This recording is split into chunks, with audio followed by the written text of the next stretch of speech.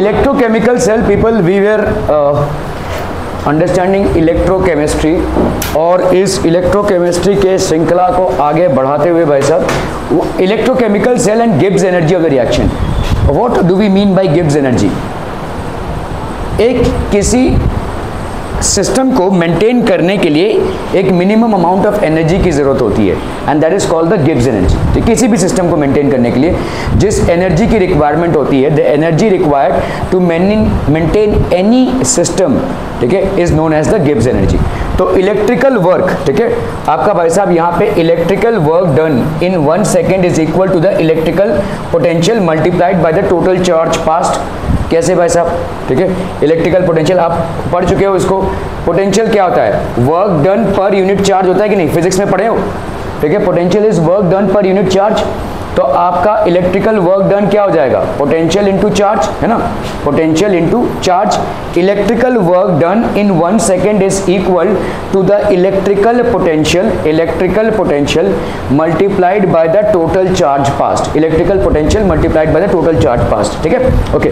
To calculate maximum work done from a galvanic cell, एक galvanic cell से जो maximum work done हो रहा है, इसको कैलकुलेट करने के लिए the charge has to be passed reversibly. तो चार्ज आपका भाई साहब रिवर्सिबली पास हो रहा है। The maximum work done by galvanic cell is equal to the decrease in its Gibbs energy. तो गिब्स एनर्जी मतलब जो एनर्जी का सिस्टम है, ठीक है, and therefore if the EMF of the cell is E and nF is the amount of charge pass, then the work done by the cell and the Gibbs energy for the reaction. तो work done by the cell क्या हो जाएगा भाई साहब? Charge into potential, ठीक है, charge into potential. Work done by the cell is equal to the decrease in its free energy. तो free energy में कितना डिक्रीज हो गया भाई साहब? देखो इसका मतलब क्या है, एक सेल में एक एनर्जी है, इस एनर्जी को ही तो हम इलेक्ट्रिकल एनर्जी में यूज कर रहे हैं। समझ में आ रहा है? सब कुछ भूल जाओ। एक सेल में इलेक्ट्रोकेमिकल रिएक्शन हो रहा है और उस रिएक्शन के चलते इलेक्ट्रिसिटी जनरेट हो रही है। ओ हेलो, यहाँ पे हैं आप, ठीक है। एक सेल में इलेक्ट्रोकेमिकल सेल है भाई साहब, ठीक है, इलेक्ट्रोकेमिकल सेल में भाई साहब इलेक्ट्रोकेमिकल रिएक्शंस हो रहे हैं और उसके वजह से इलेक्ट्रिसिटी जनरेट हो रही है। तो इलेक्ट्रिकल एनर्जी आपको कहाँ से मिल रहा है? सेल से मिल रहा है। क्लियर है? इलेक्ट्रिकल एनर्जी आपको सेल से मिल रहा है। तो क्या ये एनर्जी कहाँ से? Energy is always conserve. तो यहाँ पे कहाँ पे से आई रहेगी? जो गिब्स एनर्जी है, जो सिस्टम की एनर्जी है, वहीं से आ रही होगी, है ना। तो जो सिस्टम की एनर्जी है, तो जो गिब्स एनर्जी है उसमें जो रिडक्शन हुआ रहेगा, उसी से तो इलेक्ट्रिकल वर्क डन हुआ रहेगा कि नहीं भाई साहब? वर्क डन या energy, whatever you want to say, work done मान लो या इलेक्ट्रिकल एनर्जी मान लो, इट्स द सेम। सिस्टम की एनर्जी डिक्रीज हुई रहेगी तो ही तो आपको इलेक्ट्रिकल एनर्जी में एनर्जी मिला रहेगा। Are we clear on this one people? ठीक है, तो यहाँ पे इसको समझना है, work done by the cell will be equal to potential into charge. Work done by the cell is potential into charge. तो work done by the cell is equal to the decrease in the free energy. जो free energy आपको available थी एक system की, जो Gibbs energy है, उसमें जितना डिक्रीज होगा उतना ही आपका इलेक्ट्रिकल एनर्जी होगा या उतना ही आपका इलेक्ट्रिकल वर्क डन होगा। Are we clear? ठीक है, ओके। सो आप यहाँ पे क्या बोल सकते हैं भाई साहब? EMF of a cell, EMF of a cell भाई साहब यहाँ पे क्या हो जाएगा? देखो N इंटू एफ मतलब क्या हो जाएगा? Number of moles of electrons into charge of 1 mole of electron, है ना भाई साहब। F is what? Faraday constant which is how much? 96500. This is charge per mole of electron. ठीक है, इंटू भाई साहब ये हो गया आपका क्या? N into F into EMF of cell. ठीक है, तो N into F will be a measurement of your भाई साहब चार्ज। क्या ये समझ में आ रहा है? कुछ नहीं समझ में आ रहा, चलो देख लेते हैं भाई साहब। ठीक है, गिब्स एनर्जी को हम आगे रखते हैं। EMF क्या है? EMF बेसिकली वोल्टेज है कि नहीं?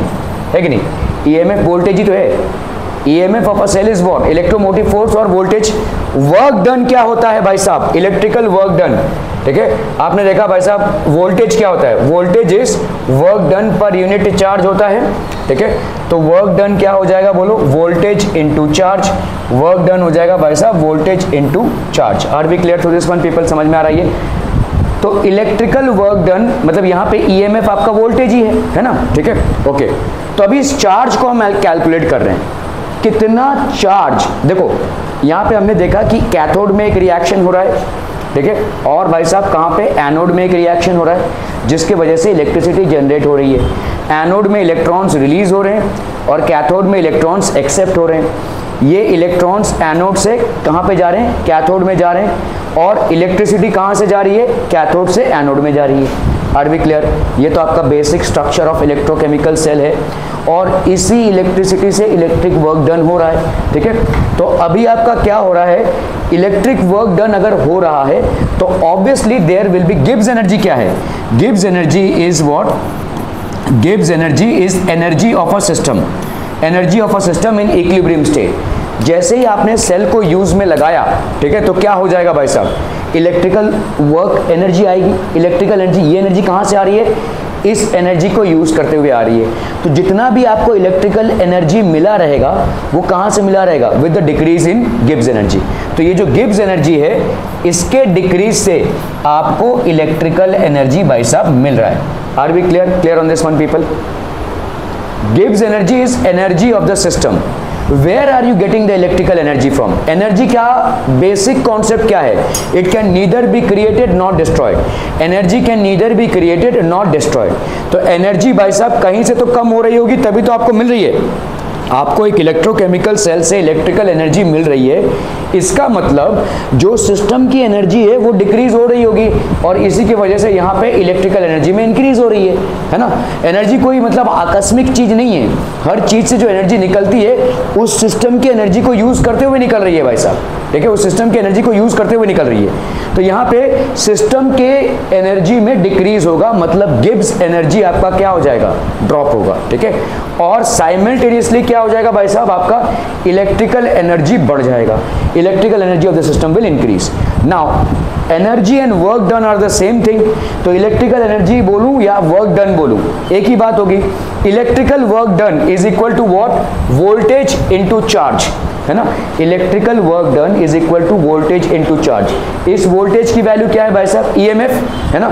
तो आपका भाई साहब इलेक्ट्रिकल एनर्जी को अगर हम देखें, या इसको वर्क डन या electrical energy, it's one and the same thing. तो इसको हम क्या लिख सकते हैं, इस वोल्टेज की जगह पे क्या लिख सकते हैं, EMF of the cell, EMF of the cell. अभी चार्ज की बात कर रहे हैं हम, तो चार्ज मतलब क्या हो गया, इलेक्ट्रॉन्स का फ्लो। कितने इलेक्ट्रॉन्स फ्लो हुए पर मोल के, आपने इक्वेशन को बैलेंस करने के लिए आपने कितने इलेक्ट्रॉन्स लिए हैं, एन फैक्टर, ये आपके n number of electrons, n moles of electrons. N moles of electrons, n number of electrons नहीं है, हमेशा याद रखना भाई साहब, this is moles of electrons. जो आप एन फैक्टर ले रहे हो ना, वो मोल्स है। ठीक है, क्योंकि आपने पूरे इक्वेशन की बैलेंसिंग किसके हिसाब से की है, मोल्स के हिसाब से की है। So you are not taking n number of electrons, you are taking n moles of electrons. Clear है, समझ में आ रहा है? You are not taking n number of electrons but you are taking n moles of electrons. और एक mole of electron में भाई साहब कितना चार्ज है, आपको मालूम है? मालूम है कितना चार्ज है एक मोल ऑफ इलेक्ट्रॉन में? तुम कहीं और ही थे, हाँ यहाँ पे थे, यहाँ पे, अरे बाप रे। ओके, तो एक मोल ऑफ इलेक्ट्रॉन में भाई साहब कितना चार्ज होता है, एक मोल ऑफ इलेक्ट्रॉन में 96500। भाई साहब इतना भारी भरकम कैलकुलेशन कल किया था हमने। ठीक है, एक मोल मतलब 6.023 into 10 to the power of 23 this number of electrons. और एक इलेक्ट्रॉन का चार्ज कितना भाई साहब, 1.6 इंटू 10 रेज़ टू -19। ये तमाम हरकतें करोगे तो 96500 आ जाएगा।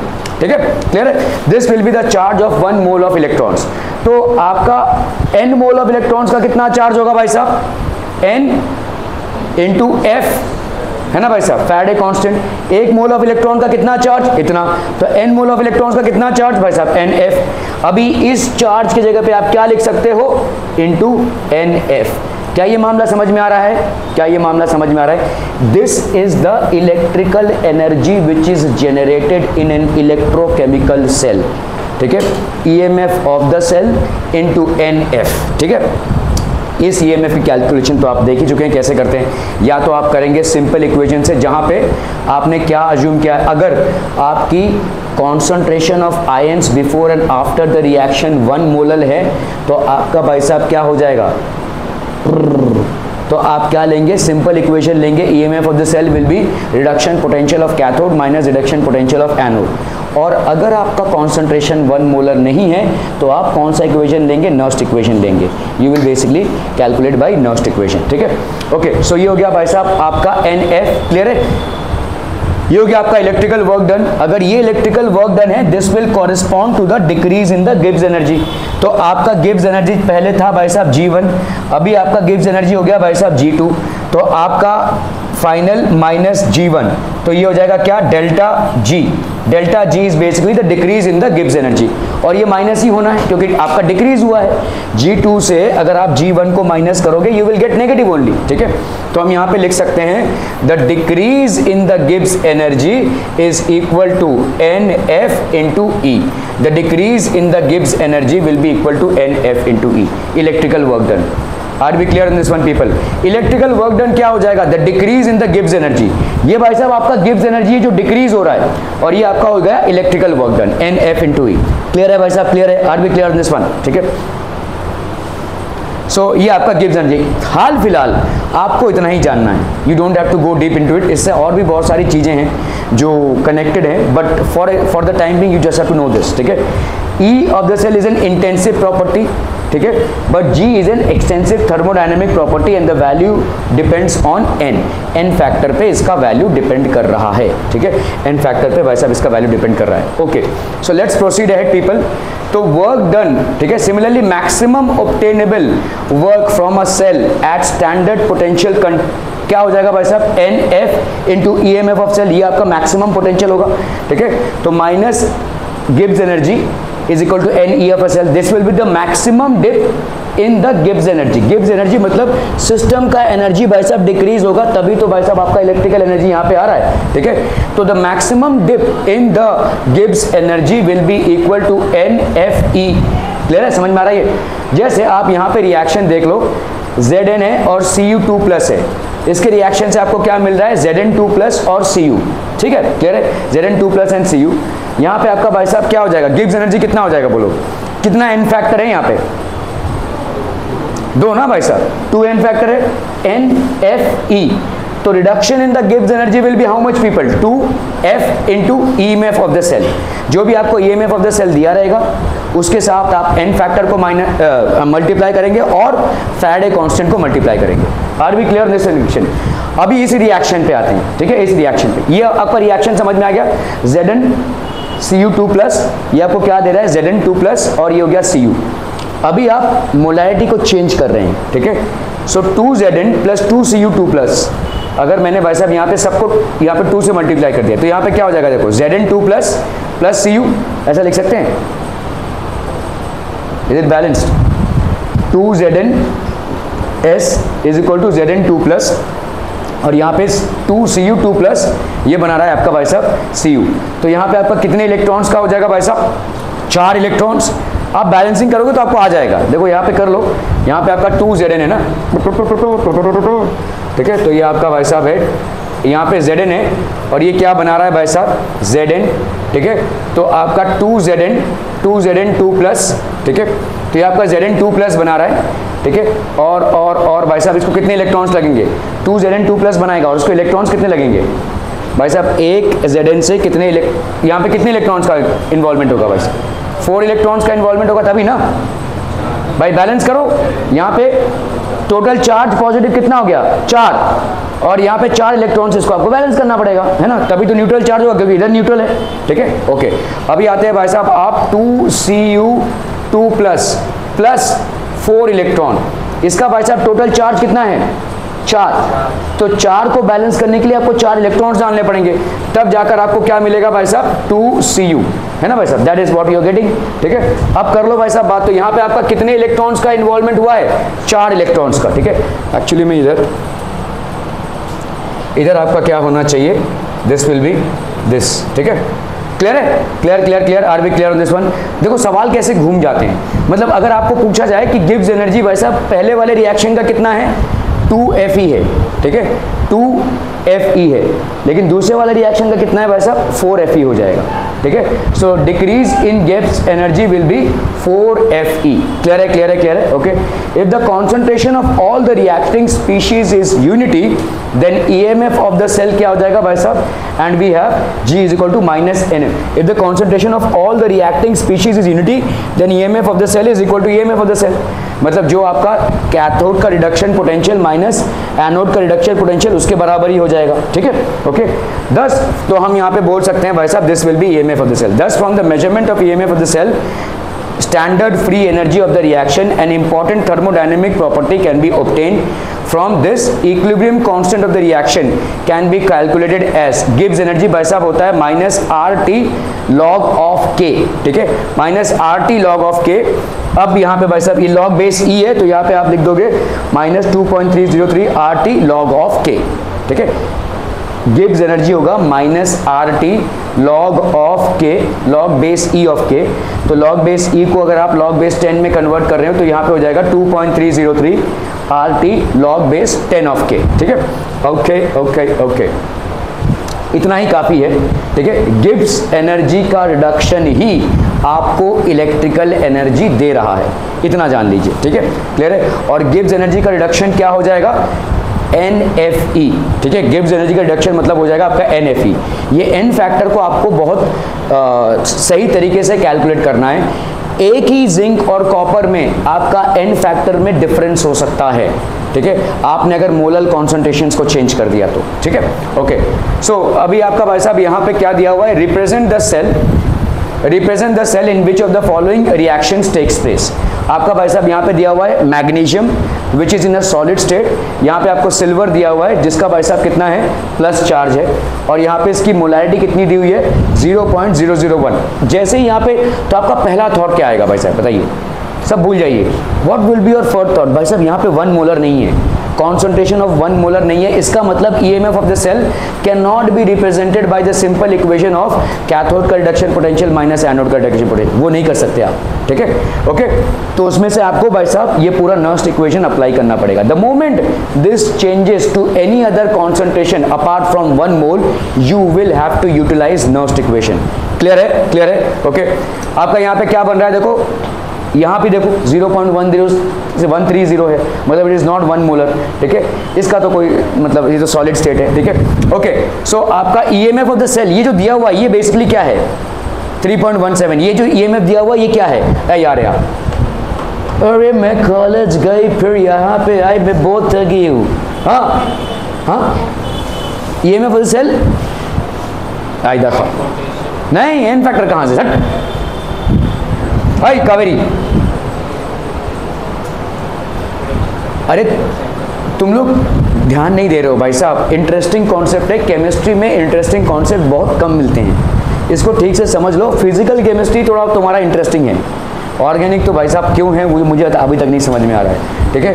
तो फिजिकल और वो आपका इनऑर्गेनिक तो क्या कुछ, ठीक है, उसमें इतने सारे एलिमेंट्स के बारे में हम पढ़ते हैं, बट यही आपका थोड़ा सा इंटरेस्टिंग है और बहुत लॉजिकली आप इस पे अराइव हो सकते हो भाई साहब। आप देखो ईएमएफ ऑफ अ सेल क्या है, EMF of a cell is, अगर आपका यहाँ पे देखो क्या है, अगर इस चीज को हमने 1 मोलर बोला होता, अगर आपको 1 मोलर और 1 मोलर रहता था तो इसका मतलब ईएमएफ ऑफ द सेल कितना होता था, कैथोड का रिडक्शन पोटेंशियल माइनस एनोड का रिडक्शन पोटेंशियल। ये है ये कंडीशन। अगर आपका भाई साहब Ag प्लस 1 मोलर का होता था और Mg2 प्लस भी 1 मोलर का होता था तो जो EMF आता था by subtracting the reduction potential of anode from the reduction potential of cathode, the value of that would have been 3.17। ये है EMF ऑफ सेल। क्या ये समझ में आ रहा है भाई साहब? Until unless you understand this, you will not be able to apply the knowledge। बहुत ही सिंपल सा है और आपको यहाँ पे डेरिवेशन पे नहीं जाना है, नर्स्ट इक्वेशन कैसे डिराइव हुआ इस पे भी नहीं जाना है, ठीक है। आपको सिर्फ चीजों को समझना है कि कहाँ पे क्या अप्लाई होगा। Okay, the cell is represented by this, यहाँ पे हो गया Mg। तो आप देखो सेल का रिप्रेजेंटेशन कैसे करोगे, यहाँ पे ये रिएक्टेंट, ये प्रोडक्ट, इसका प्रोडक्ट का भाई साहब, क्योंकि आयन फॉर्मेट में आपको कॉन्सेंट्रेशन देना पड़ेगा। बीच में 2 पैरेलल लाइंस सॉल्ट ब्रिज, फिर आपका भाई साहब यहाँ पे रिएक्टेंट दैट इज 2, यहाँ पे Ag प्लस और यहाँ पे बन रहा है भाई साहब आपका क्या Ag, ठीक है। रिएक्टेंट प्रोडक्ट और बीच में भाई साहब सॉल्ट ब्रिज। तो आपका ऑब्वियसली ये कौन सा हो जाएगा, देखो जहां पे अभी हमने कैसे मान लिया, ये Mg में ऑक्सीडेशन नंबर भाई साहब कितना है, ऑक्सीडेशन नंबर भाई साहब कितना है, इसका ऑक्सीडेशन नंबर है 0, इसका भाई साहब 2 प्लस हुआ है तो इसका मतलब इसका ऑक्सीडेशन हुआ है, इसके ऑक्सीडेशन में बढ़ोतरी हुई है। जहां पे ऑक्सीडेशन होता है उसको हम क्या बोलते हैं, anode. It has lost electrons, so obviously भाई साहब आपका द सेल इज रिप्रेजेंटेड, ये तो आपका सेल का रिप्रेजेंटेशन हो गया। जैसे ही आप भाई साहब ये फिगर्स को देखते हैं जो 1 मोलर के नहीं है, आपको नर्स्ट इक्वेशन इसमें अप्लाई करना पड़ेगा, ठीक है। सो आपका Mg is equal to Mg2 plus, और ऑब्वियसली +2 इलेक्ट्रॉन्स होगा, that will be reaction at the anode. Reaction at the cathode 2Ag plus है, दिस विल बी +2 इलेक्ट्रॉन्स, ये बनाएगा 2Ag, this will be reaction at the cathode. इन दोनों को आप add करके भाई साहब ये आ रहे हैं, ठीक है, क्लियर है। दोनों को ऐड करने के लिए आपको इसको 2 से मल्टीप्लाई करना पड़ा है। एक्चुअली में रिएक्शन क्या है, Ag प्लस, ठीक है, which is how much 0.0001 molar, ठीक है, plus 1 electron, this will give you Ag solid, बस भाई साहब है ना, इसके पास एक ही है। लेकिन इसको बैलेंस करने के लिए, क्योंकि यहाँ पे 2 इलेक्ट्रॉन्स हैं, तो 2Ag plus 2 electrons 2Ag, clear clear clear, are we clear on this one people, okay. इनको भाई साहब ऐड कर दीजिए, m, ये तो आपका एडिशन हो गया, ओके। तो अभी आप बताओ यहाँ पे आपका नर्स इक्वेशन क्या है, तू बता लंबूराम, नर्स इक्वेशन क्या है? नहीं, ये नहीं, हाँ, नर्स इक्वेशन है क्या? देवजीत जल्दी बता फटाफट, समझ लो, ये A plus B of B, this gives you what, C of C, C moles of C plus D moles of D। और लेट्स से हमने इस पूरे इक्वेशन को बैलेंस किया है, एनोड और कैथोड में बैलेंस करने के बाद हमको n फैक्टर मिला है भाई साहब n। तो आपका अगर टेम्परेचर है कितना 298 केल्विन, अगर आपका टेम्परेचर है भाई साहब 298 केल्विन, तो ये जो फैक्टर हम कंसीडर करेंगे वो कितने का होगा, 0.059 का होगा भाई साहब, ठीक है। 298 से अगर आप 293 पे गए तो कितना हो जाएगा बोलो, 0.058 हो जाएगा। अगर भाई साहब आप गए 288 तो कितना हो जाएगा बोलो, 0.057 हो जाएगा। अगर 298 से आप 303 पे गए तो कितना हो जाएगा, 0.060, ठीक है, क्लियर है, ओके। ये आपका बेसिकली 2.303 RT का वैल्यू है, ठीक है, क्लियर है। आपका नर्स इक्वेशन क्या बोलता है भाई साहब, EMF of a cell is EMF of the cell under standard condition क्या है भाई साहब, हाँ, लेकिन कभी लगाओगे उसको, वो तो समझा, मतलब तुम ये बोल रहे हो ना, this is what reduction potential of cathode minus reduction potential of anode. कभी लगाओगे उसको, नहीं, स्टैंडर्ड हाइड्रोजन इलेक्ट्रोड से कंफ्यूज मत करो, नहीं,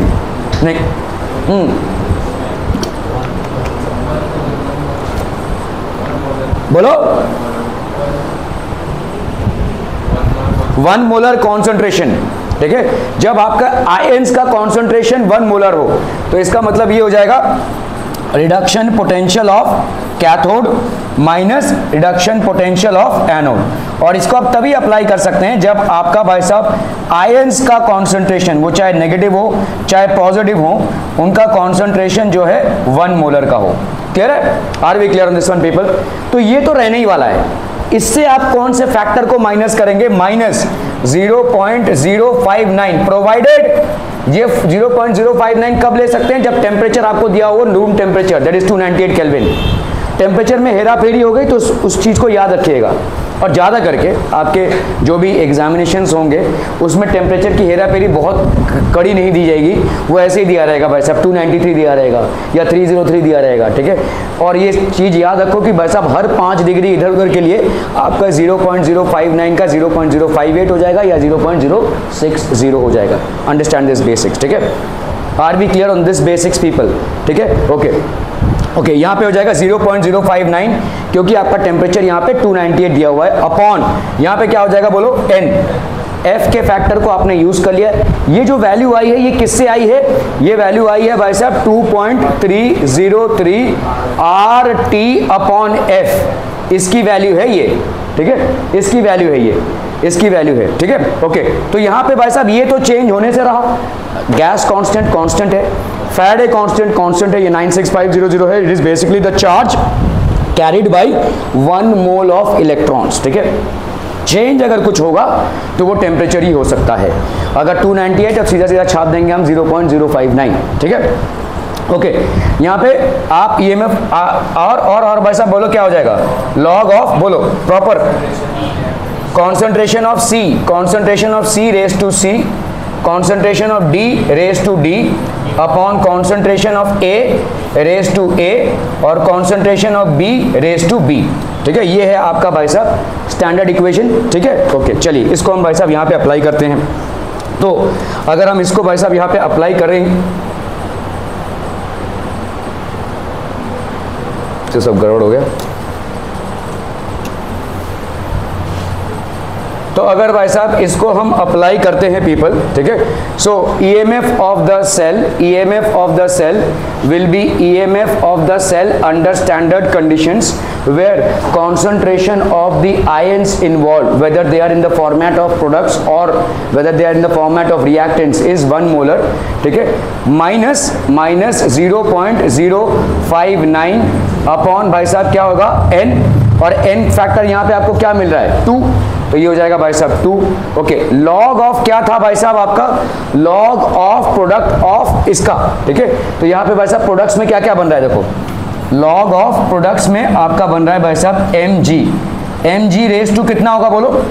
आपने जो पूरा इक्वेशन को बैलेंस किया है, कोई यहाँ पे मोलैरिटी आपको दिख रही है, सी तो नहीं दिख रहा है आपको। अरे भाई साहब, मेरे भाई साहब, a plus b is equal to c plus d of d। तो ये पे आपका EMF if the cell will be equal to EMF of the cell under standard conditions minus 0.059 upon n, और ये हो गया log of c raise to c times concentration of c raise to c times concentration of d raised to d times upon concentration of a raised to a times concentration of b raised to b times, ठीक है, हो गया। अगला उम्मीदवार आप, ठीक है। Okay तो यहाँ पे भाई साहब क्या हो जाएगा, this will be E of cell minus 0.059, n factor यहाँ पे कितना हो गया भाई साहब 2, है कि नहीं, ठीक है 2। लॉग ऑफ यहाँ पे बताओ मुझे, यहाँ पे C कौन है, किसी को भी उठा लो, लेट्स से हमने C मैग्नीशियम को ले लिया, तो मैग्नीशियम रेज्ड टू, ये हो गया मैग्नीशियम 2+ का कॉन्सेंट्रेशन, ठीक है। अभी बताओ यहाँ पे मैग्नीशियम 2+ का कॉन्सेंट्रेशन रेज्ड टू इट्स, ये है आपका रिएक्शन, देखो इस पे ध्यान दो, ये वाला भाई साहब आपका final reaction, this is the reaction. कितने मोल्स ऑफ मैग्नीशियम आयन है 1, तो भाई साहब उसको रेज टू 1 या तो ना लिखो तो भी चलेगा, ठीक है। ओके इनटू भाई साहब क्या करोगे, कॉन्सेंट्रेशन ऑफ डी, इसका कॉन्सेंट्रेशन क्या होगा, सॉलिड है तो 1 ही होगा, तो उसको लिखो या ना लिखो कोई फर्क नहीं पड़ता, ठीक है। तो उसको हम भाई साहब नहीं लिख रहे, ठीक है। क्लियर है, हमको सिर्फ आयंस के कॉन्सेंट्रेशन को उनके मोलर बैलेंसिंग के पावर पे रेस करना है, तो जो भी इनका मोलर बैलेंसिंग में जिस भी डिजिट को हमने यूज किया है उसके पावर पे आपको रेस करना है, ठीक है। ओके और नीचे क्या होगा भाई साहब, प्रोडक्ट्स का है ना, प्रोडक्ट्स में आते हैं भाई साहब, प्रोडक्ट्स में इसका हम नहीं लेंगे, ठीक है, क्योंकि इसका कितना आएगा भाई साहब 1, ठीक है, और इसका भाई साहब कितना हो जाएगा, this will B Ag plus. ध्यान देने वाली बात यहाँ पे ये है कि ये 2 है, देखो इसको बैलेंसिंग करने के लिए हमने 2 से मल्टीप्लाई किया है, and this will be like this raise to 2। Are we getting this people, समझम क्लियर हम, okay. E of cell minus 0.0592 log of this upon this. अभी कैलकुलेशन समझ लो, क्योंकि लॉग में आप लोग एकदम कच्चे खिलाड़ी हो भाई साहब, हर में ही हो, ठीक है, सिर्फ लॉग में। तो ये आपका E ऑफ द सेल कितना हो जाएगा 3.17 वोल्ट, ठीक है, ये दिया हुआ है आपको, देखो यहाँ पे 3.17, ठीक है, ये हो जाएगा 0.059/2। अभी इधर आते हैं, log of 0.130 upon log of 0.001 का स्क्वायर, इसको कैसे कैलकुलेट करोगे, कोई बता सकता है भाई साहब? हाँ जल्दी बताओ भाई साहब। हाँ ओके चलिए करिए भाई साहब। तो आपका यहाँ पे कितना हो गया, इसको सब भूल जाते हैं अपन, ठीक है, पहले इसको देख लेते हैं। log ऑफ कितना है 0.130 है अपॉन 0.0001 का स्क्वायर। करो भाई साहब इसको जरा फटाफट।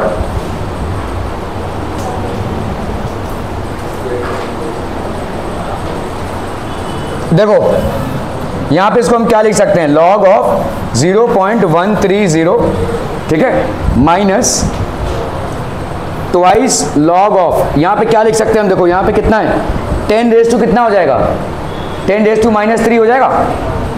अरे भाई साहब 0.001 है ना, 0.0001, इसको हम क्या लिखेंगे 1/1, 2, 3, 4 है ना, तो तो इसको क्या लिख सकते हैं भाई साहब, 10 raised to -4, ठीक है, 10 raised to -4 लिख सकते हैं, बोलो, अरे बोलो ना, बोलो, लिख सकते हैं कि नहीं, बोलो ना, ठीक है।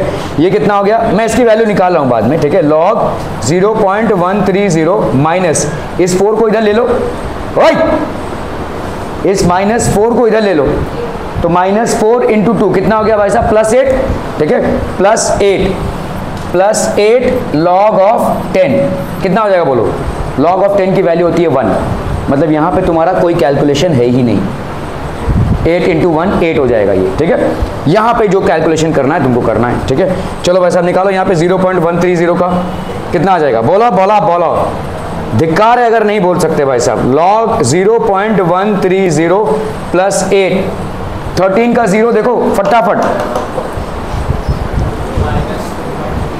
तो यहां पे देखो ये कार्यक्रम हमारा समाप्त हो गया है, यही एक log को आपको निकालना है, बात समझ में आ रही है, यहाँ पे इस एक log को आपको निकालना है, तो आप क्या करोगे भाई साहब, let x is equal to log of 0.130, चलिए पहले निकालिए इसका वैल्यू, फिर इसका कैरेक्टरिस्टिक कितना होगा,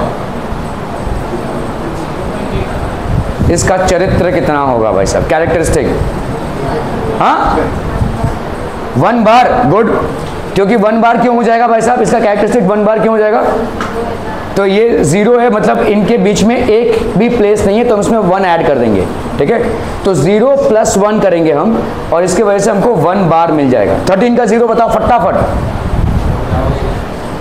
आई am speaking to a group of people who have no clue as to what to do in life, log table तक कैसे पहुंचेंगे भाई साहब, ये घर से स्कूल पहुंच जाते हैं, यही बड़ी बात है ना भाई साहब, अरे कॉलेज जाते हैं, तो कॉलेज हैं भाई साहब, कॉलेजाइट्स हैं हम, हाँ 13 का 0 1139 आ रहा है, चलिए 1139, ठीक है, क्लियर है, क्लियर है, क्लियर है भाई साहब ये, ओके।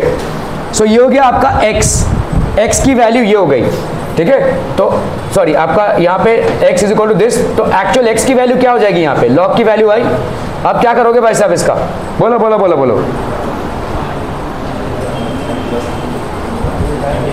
हाँ एंटी लॉग निकालेंगे, निकालिए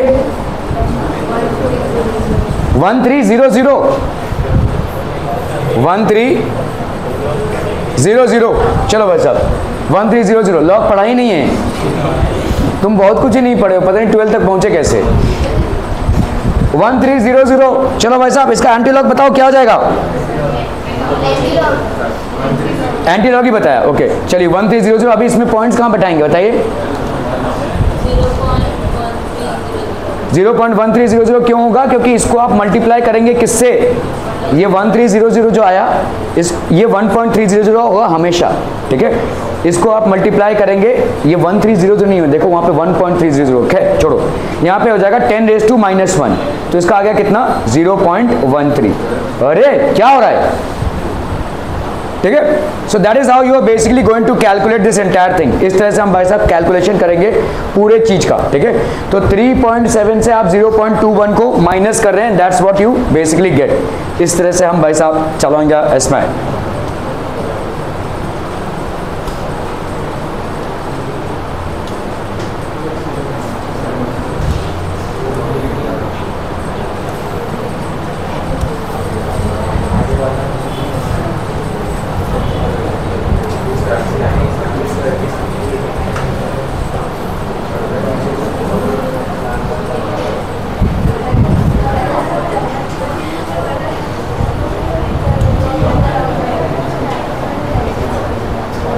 ओके, इसको देख लेते हैं भाई साहब, calculate the reduction potential of the following electrodes, यहाँ पे प्लैटिनम दिया हुआ है आपका, हाइड्रोजन 4 एटमॉस्फेयर में है, H2SO4 0.01 मोल्स दिया हुआ है आपका, ठीक है, प्लैटिनम इलेक्ट्रोड, हाइड्रोजन का भाई साहब 1 एटमॉस्फेयर है, HCl यहाँ पे देखो, ये हाइड्रोजन का 1 एटमॉस्फेयर जो है, तो अगर होता और यहाँ पे 1 मोल होता तो आप सीधा रिडक्शन पोटेंशियल कैलकुलेट कर सकते थे स्टैंडर्ड कंडीशन से, यहाँ पे 4 एटमॉस्फेयर हो गया और यहाँ पे भी 1 मोल नहीं है, मतलब आपको नर्स्ट इक्वेशन दोनों में लगाना पड़ेगा। Calculate the potential of hydrogen electrode in contact with the solution whose pH is 5 and whose POH is 4, ठीक है, ओके। तो पहले हम देख लेते हैं भाई साहब, यहाँ पे हाफ सेल रिएक्शन क्या हो जाएगा, N factor of H2SO4, H2SO4 का एन फैक्टर 2 क्यों नहीं है, क्यों है? ओके देख नहीं बता दे रहा हूं मैं। देखो आपके जितने भी, अगर एसिड की बात करें हम, ठीक है, एसिड की बात करें तो number of hydrogen atoms lost by N acid, ठीक है, ठीक है, तो आपका रिप्लेसेबल हाइड्रोजन एटम्स जितना भी होता है, replaceable hydrogen atoms in an acid, ठीक है, ये उसकी होती है भाई साहब क्या, बेसिसिटी, ठीक है, ये होती है उसकी बेसिसिटी, और बेसिसिटी आपका भाई साहब n factor of an acid हो जाता है, n factor of an acid, ठीक है, क्लियर है। और क्या है भाई साहब, बेस का क्या होता है, बेस का रिप्लेसेबल OH माइनस आयम्स, ठीक है, OH माइनस एटम्स, ठीक है, इन अ बेस, ठीक है, और इसी को हम क्या बोलेंगे भाई साहब, एसिडिटी, ठीक है, this is known as acidity, और इसी से मिलता है आपका भाई साहब क्या, एन फैक्टर, ठीक है, क्लियर है, क्लियर है, ये हो गया एसिड का और ये हो गया बेस का, ठीक है। तो आपके H2SO4 में भाई साहब कितने रिप्लेसेबल हाइड्रोजन एटम्स हैं, आपके 2, तो इसका भाई साहब एन फैक्टर आपका हो गया 2, ठीक है, without calculation you can say that the n factor is 2। तो ओके, सो यहां पे देखो हाफ सेल रिएक्शन कितना हो गया, H2 का बना 2H प्लस, और इस 2H प्लस की मोलैरिटी आपको दी हुई है 0.01 m, जिसको आप नॉर्मेलिटी में अगर एक्सप्रेस करें तो 0.02 n होगा, ठीक है, प्लस 2 इलेक्ट्रॉन्स।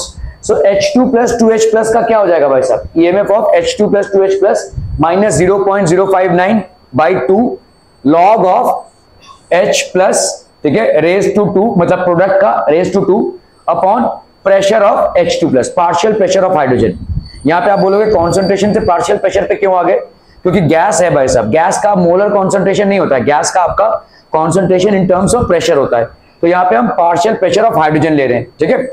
तो ये आपका कितना हो जाएगा, स्टैंडर्ड हाइड्रोजन इलेक्ट्रोड का कितना होता है भाई साहब, 0, ये आपका स्टैंडर्ड हाइड्रोजन इलेक्ट्रोड का ही तो रिएक्शन है, H2 का H प्लस बनना स्टैंडर्ड हाइड्रोजन इलेक्ट्रोड का रिएक्शन है, तो 0 माइनस 0.059 अपॉन 2 लॉग 0.02 का स्क्वायर अपॉन 4 एटमॉस्फेयर, ठीक है, माइनस, तो ये तो 0 हो गया भाई साहब, ये उड़ गया, 0.059 अपॉन 2 लॉग 0.02 स्क्वायर है ये, इसको स्क्वायर मतलब क्या करोगे आप, 0.002 अपॉन 2 अपॉन 4, तो कितना आ गया 10 रेज टू माइनस 4, मतलब कितना हो जाएगा बोलो, कुछ कैलकुलेशन नहीं है इसमें, लॉग टेबल खोलना ही नहीं पड़ेगा तुमको, ये हो जाएगा -4 log 10, और log 10 की वैल्यू होती है -1, ये -4 और -4 प्लस हो जाएंगे, तो यहां पे हो गया आपका 0.094 -4 log 10, ये माइनस माइनस कैंसिल, ये 2 2 हो गया 4, ठीक है, ये हो गया 0.059 into 2, दैट विल बी 0.118।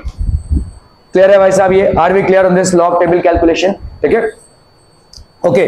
अभी इसका मतलब, तो यहाँ पे देखो, यहाँ पे क्या दिया हुआ है, ठीक है, यहाँ पे आपसे पूछा गया है calculate the reduction potential of the following electrodes, तो आपको भाई साहब इन सब इलेक्ट्रोड्स का रिडक्शन पोटेंशियल कैलकुलेट करना है, ठीक है। तो आपका यहाँ पे H2H प्लस, तो आपका 2H प्लस और ये H2, ये कितना हो जाएगा, देखो ये समझ में आया, ये कैलकुलेशन समझ में आया, यहां पे आप किस चीज का कैलकुलेशन कर रहे हैं, H2 का H प्लस बनने का, ठीक है, H2 का जो H प्लस बनने का प्रोसेस है वो कौन सा प्रोसेस है, ऑक्सीडेशन या रिडक्शन, ऑक्सीडेशन। आपको कैलकुलेट क्या करना है यहाँ पे, रिडक्शन पोटेंशियल, तो रिडक्शन पोटेंशियल क्या हो जाएगा भाई साहब, इसका नेगेटिव। क्या ये समझ में आ रहा है, ठीक है, सवाल में और कोई कैलकुलेशन नहीं करना है, क्या ये कैलकुलेशन यहां तक समझ में आ रहा है पीपल, इज इट क्लियर, ठीक है, आपको कैलकुलेट यहाँ पे रिडक्शन पोटेंशियल करना है, जो आपने कैलकुलेट किया है वो क्या है, आपका ऑक्सीडेशन पोटेंशियल है, तो उस ऑक्सीडेशन पोटेंशियल के हिसाब से आपने ये कैलकुलेट किया है। रिडक्शन पोटेंशियल अगर करना है, कुछ नहीं करना है भाई साहब, इसको इधर करो, इसको इधर करो, और इस प्लस को माइनस कर दो, अगर ये माइनस होता तो उसको प्लस कर देते, बस इतना ही करना है। So this will be the reduction potential, are we clear, okay. अभी हम इस, देखो आपने यहाँ पे वही H2 और H प्लस का बैलेंसिंग किया है, लेकिन in the medium of sulphuric acid किया है, जहां पे आपको कॉन्सेंट्रेशन कितना दिया हुआ है, 0.01। यहां पे देखो 0.02 N दिया हुआ है, लेकिन उसको हमने यूज नहीं किया है, हमने 0.01 को ही यूज किया है, ठीक है, ओके। सो दैट मींस, अच्छा चलिए H प्लस का हमने भाई साहब 0.02 नॉर्मेलिटी के हिसाब से इसका बेसिसिटी हमने यूज किया हुआ है, ओके। अभी हम इसमें आते हैं, देखो कहां गया, हाफ सेल रिएक्शन। H2 आपका 1 एटमॉस्फेयर का है, वही सेम चीज है, देखो 2H प्लस कितने में है भाई साहब 0.2 मोलैरिटी।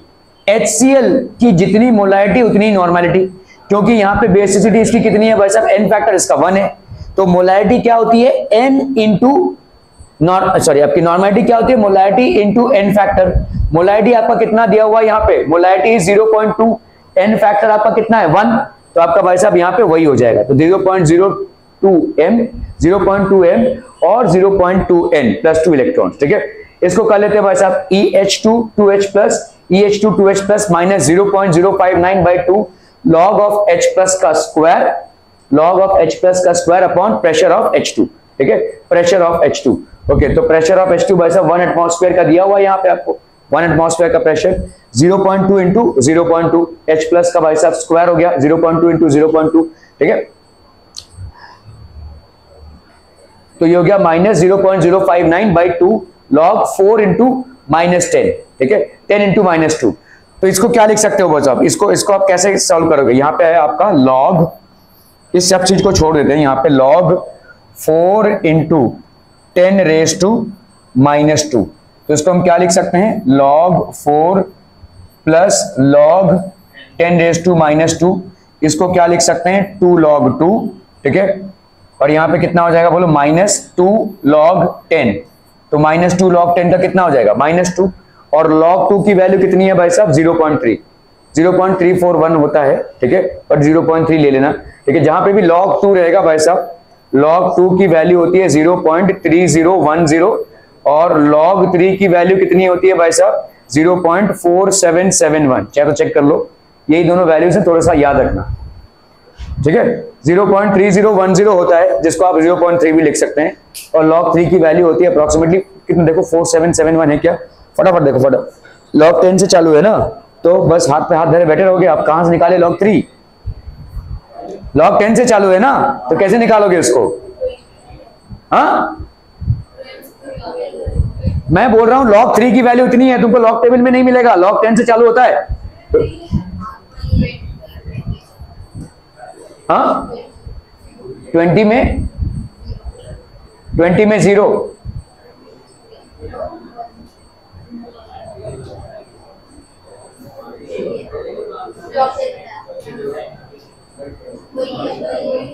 यही आया 4771। चलिए ठीक है, ठीक है, तो 4771 आया।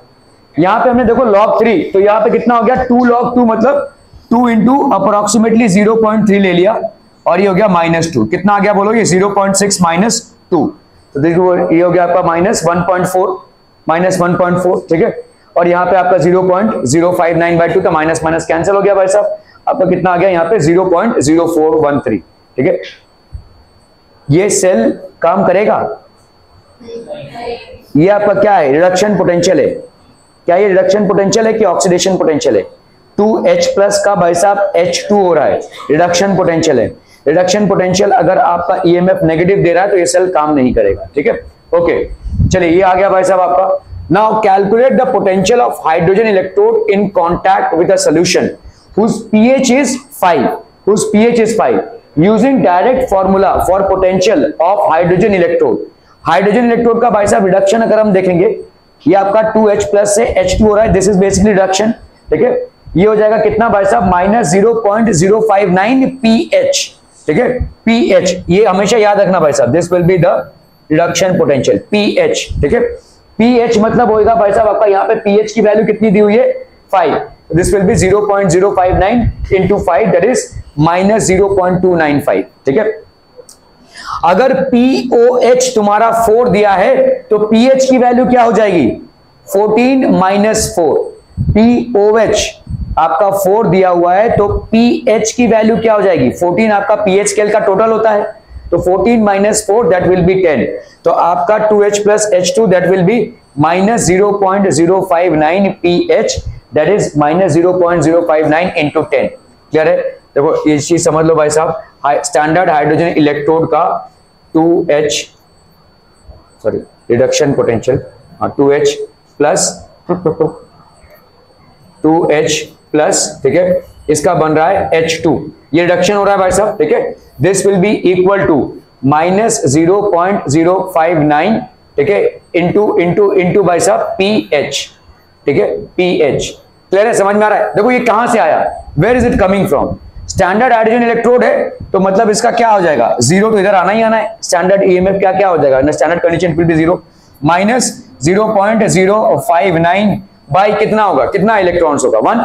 एक इलेक्ट्रॉन का तो एक्सचेंज है यहाँ पे, ठीक है। तो ये हो गया भाई साहब आपका एक इलेक्ट्रॉन, ठीक है। और लॉग ऑफ बताओ क्या हो जाएगा, लॉग ऑफ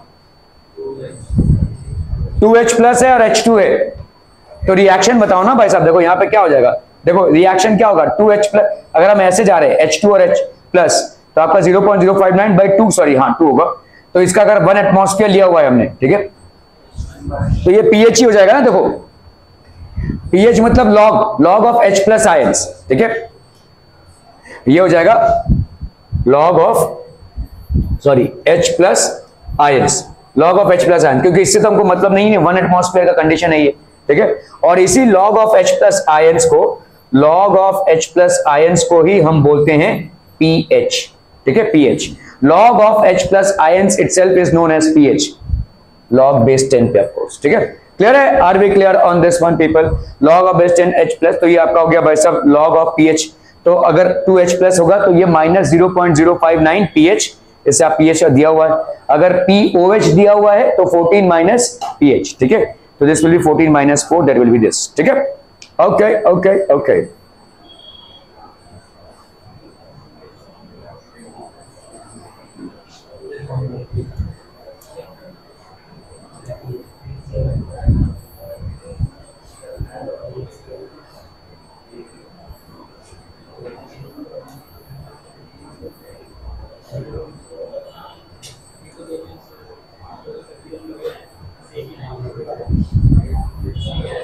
ओके यहां पे देखो आपको इक्वेशन दिया हुआ है फॉर द सेल Zn का Zn2 प्लस है A मोल्स, Ag प्लस का B मोल्स है, और ये क्या बन रहा है Ag, ठीक है। तो ऑब्वियस सी बात है यहां पे आपको नर्स्ट इक्वेशन लगाना पड़ेगा, क्योंकि अगर आपके ये आयंस 1 मोल्स पे होते तो आप स्टैंडर्ड इक्वेशन लगा सकते थे, ठीक है। Write Nernst equation to show how E cell vary with concentration of Zn plus and Ag plus ion given Zn2 plus Zn is equal to minus 0.76। मतलब स्टैंडर्ड जब आपने SHE के साथ इसको कंपेयर किया है तो इसका भाई साहब क्या दिया जा रहा है यहाँ पे, रिडक्शन पोटेंशियल, Zn2 प्लस का Zn बनना, Zn2 प्लस का Zn बनना। सारी तकलीफें हो रही है आज तेरे को, 4 बजे से मेरे को पका रहे हैं यहाँ पे। Zn2 प्लस का Zn बनना, ये आपका रिडक्शन पोटेंशियल हो गया, ये हो गया माइनस 0.76। Ag प्लस का Ag बनना, ये भी आपका रिडक्शन पोटेंशियल हो गया। This is as compare to SHE direct as compare to standard hydrogen electrode, as compare to standard hydrogen electrode, okay. तो एनोड रिएक्शन, बट ऑब्वियस सी बात है क्या होगा भाई साहब, ZnS, ये होगा Zn2 प्लस, और इसके कितने मोल्स बनेंगे, A मोल्स दिया हुआ है आपको, ठीक है, plus 2 electrons. Cathode reaction simple है, 2Ag प्लस जो B मोल्स का है plus 2 electrons, actually Ag plus plus 1 electron is equal to Ag होता है, लेकिन इस 2 इलेक्ट्रॉन्स को बैलेंस करने के लिए हमने पूरे इक्वेशन को 2 से मल्टीप्लाई किया है, तो आपका n फैक्टर भाई साहब कितना हो गया, 2। क्लियर है, ओके। तो ये आपका स्टैंडर्ड इक्वेशन हो गया। अभी हम आते हैं नर्स्ट इक्वेशन पे। This will be E cell is equal to, का तुम का लुका छिपी खेल रहे हो तेज, इधर आओ बेटा, हाँ ओके।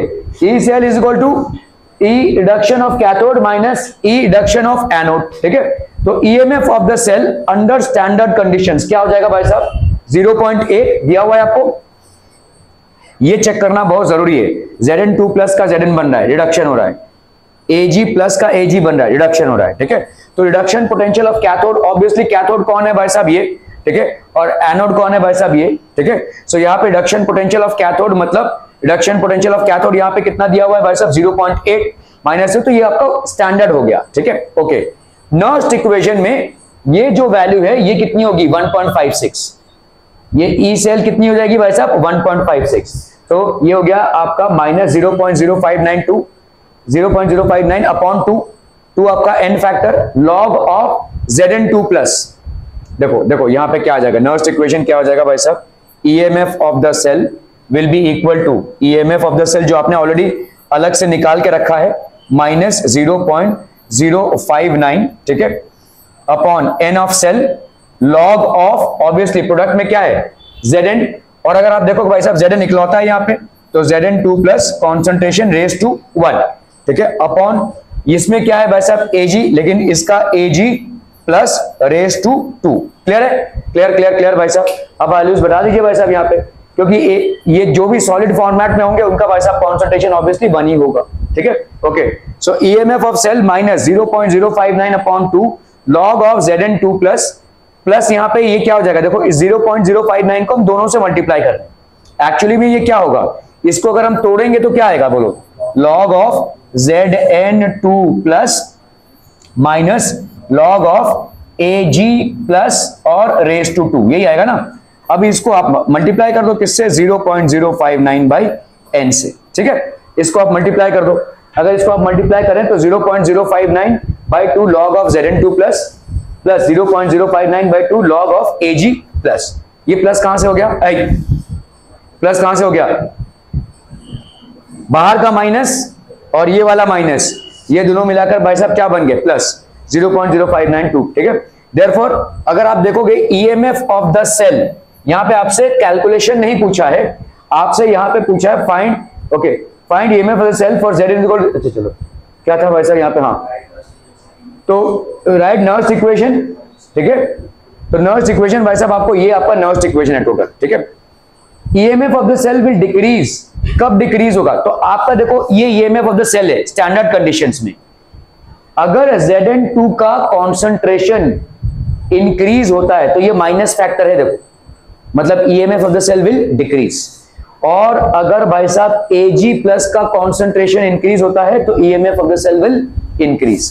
क्या ये मामला समझ में आ रहा है, क्योंकि स्टैंडर्ड ईएमएफ से ये फैक्टर ऐड हो रहा है, स्टैंडर्ड ईएमएफ से भाई साहब ये फैक्टर डिक्रीज हो रहा है। तो Zn2 प्लस का कॉन्सेंट्रेशन जितना बढ़ेगा उतना EMF of the cell will decrease, और Ag प्लस का कॉन्सेंट्रेशन जितना बढ़ेगा उतना EMF of the cell will increase. Clear है, ठीक है। Therefore EMF of the cell will Zn2 increases and Ag plus decreases.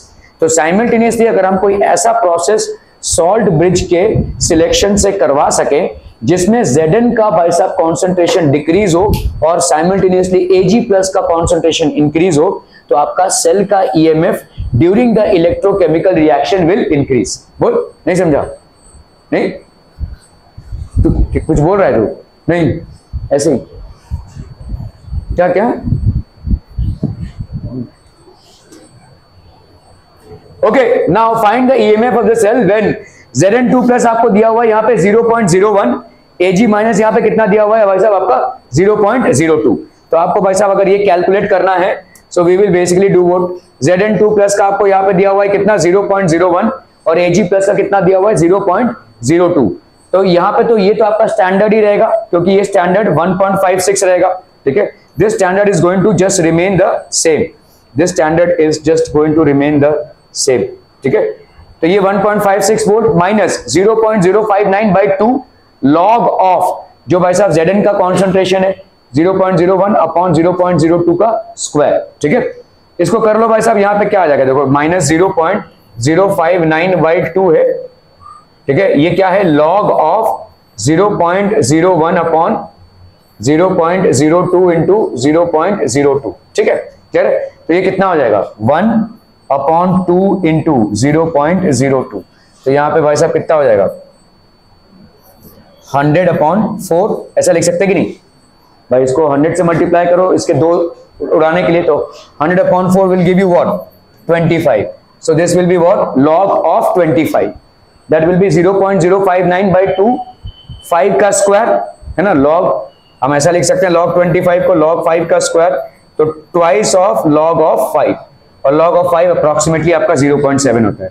2, 3, 5 इनका भाई साहब याद रखिए थोड़ा सा, 4 का क्यों नहीं याद रखेंगे बाबू, क्योंकि ये जो है ना ये अभी तक मेरे याद में समाये हैं बस। हाँ 4 का क्यों नहीं याद रखेंगे, 2 का कितना है 0.3, 3 का कितना है 0.4 या 0.5 भी ले सकते हैं 4771, ठीक है।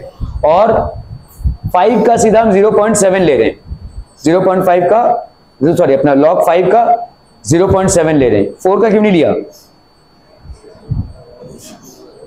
इतना सब ठूसा दूंगा ना भाई साहब, अरे भाई सिंपल तो है, लॉग ऑफ 2 कितना है 0.3010, लॉग ऑफ 3 0.4771, लॉग ऑफ 5 कितना है भाई साहब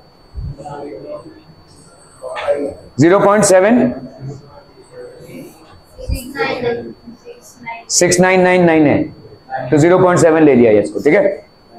लॉग ऑफ 3, तो मैं यहाँ पे पूछा हूँ लॉग ऑफ 4 को क्यों नहीं आ रहे भाई साहब, लॉग ऑफ 4 क्या हो जाएगा, लॉग ऑफ 2 रेज टू 2, मतलब ये हो जाएगा 2 log 2, मतलब 2 इंटू 0.3010, इसलिए नहीं लिया हमने अलग से, ठीक है। ओके, तो इन तीनों का याद रखो थोड़ा सा, ठीक है।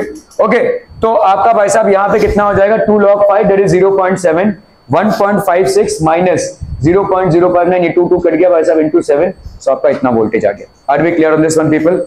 एक 10 मिनट का ब्रेक लेंगे और उसके बाद वहां पे रीजॉइन करेंगे। Thank you so much.